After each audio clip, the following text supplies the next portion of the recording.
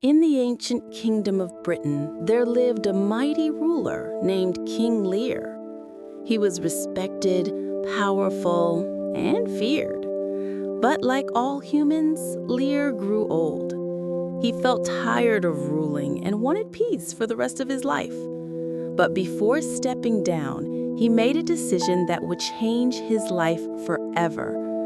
A decision based not on wisdom, but on ego, pride, and foolish trust. And thus begins the tragic tale of King Lear, a story of love, betrayal, madness, and heartbreaking truth. One morning, King Lear gathered his entire court. He announced, "I will divide my kingdom among my 3 daughters. Whoever loves me the most will receive the largest share." His 3 daughters stood before him: Goneril, the eldest; Regan, the second; Cordelia, the youngest and dearest to him. Lear first asked Goneril, "How much do you love me?" Goneril stepped forward and with sweet fake words said, "Father, I love you more than my life, more than words can describe." Her words sounded grand, but they were hollow. Then came Regan, who spoke even more dramatically. "My love for you is beyond anything on earth. You are everything to me." Lear was delighted with their flattering speeches. Finally, he turned to Cordelia, the daughter who truly loved him. But Cordelia refused to participate in this competition of false words. She calmly said, "Father, I love you as a daughter should. I cannot pretend or exaggerate." Lear was shocked and angry. In his pride, he misunderstood honesty as disrespect. He shouted, "Begone! You are no longer my daughter." He banished Cordelia and divided the kingdom between Goneril and Regan. Everyone in the court, including his loyal nobleman Kent, tried to stop him. But Lear was blinded by pride. Cordelia left Britain with sadness, and she married the King of France, who admired her purity.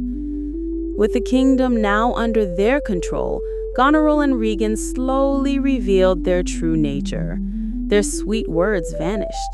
Their respect disappeared.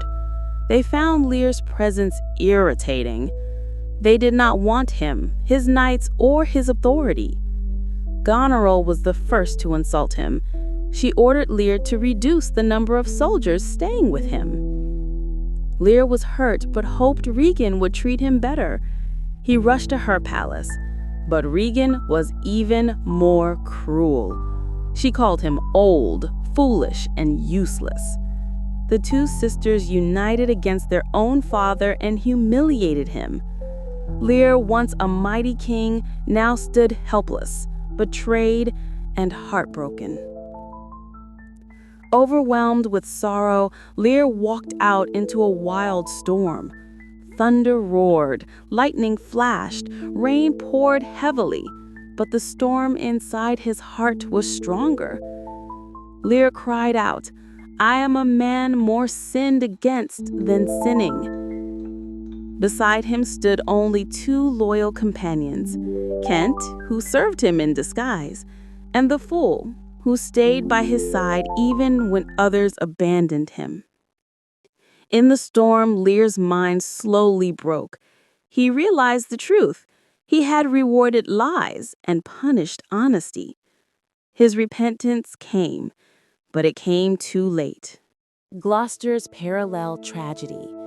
At the same time, another tragedy unfolded. A nobleman named Gloucester had 2 sons, Edgar, the honest one, Edmund, the cunning one. Edmund tricked Gloucester, forged letters, and framed Edgar. Gloucester believed the lies and drove away his good son. Later, Edmund joined Goneril and Regan and helped them punish Gloucester.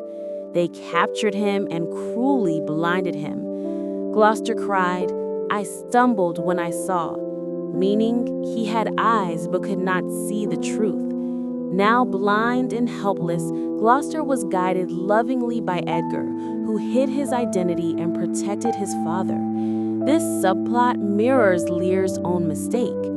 When Cordelia heard of her father's suffering, she returned with the French army to save him. She found Lear sitting silently, broken and filled with guilt. When Lear saw Cordelia, he whispered, "You must forgive me.